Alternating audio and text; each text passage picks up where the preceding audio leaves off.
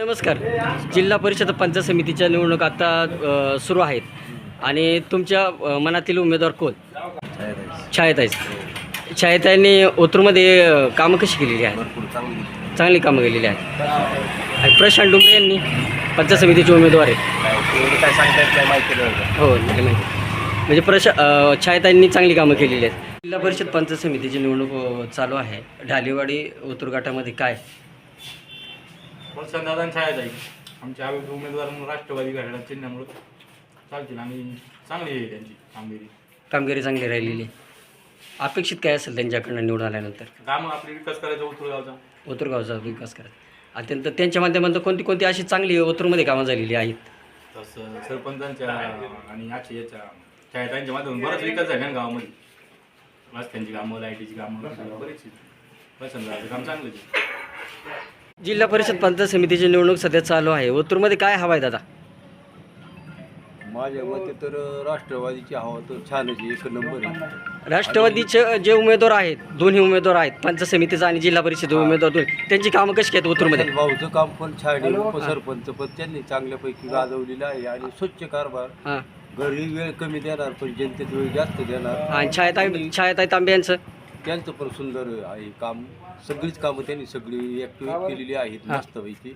आणि सुशिक्षित महिला असल्यामुळे कुठेही कामात कमतरता नाही आजपर्यंत. गाव एकंदरीत असं कारभार छान चाललेला आहे. निवडून येणाऱ्या उमेदवारांकडून तुमची काय अपेक्षा असेल?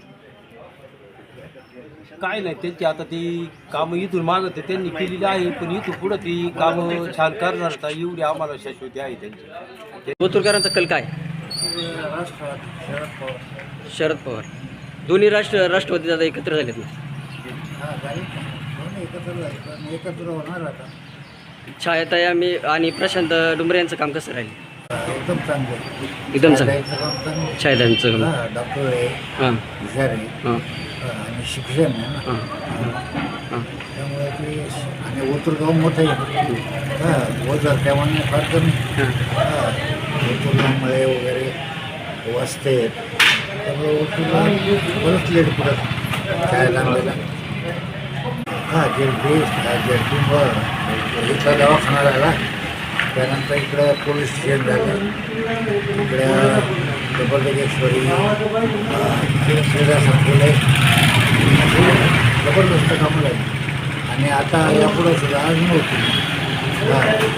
आपल्या इथून आता पलीकडे जायला म्हणून रोड पाहिजे. पुलावरून इकडून तिकडून जाण्याऐवजी मधून असं रोड प्रस्तावित आहे.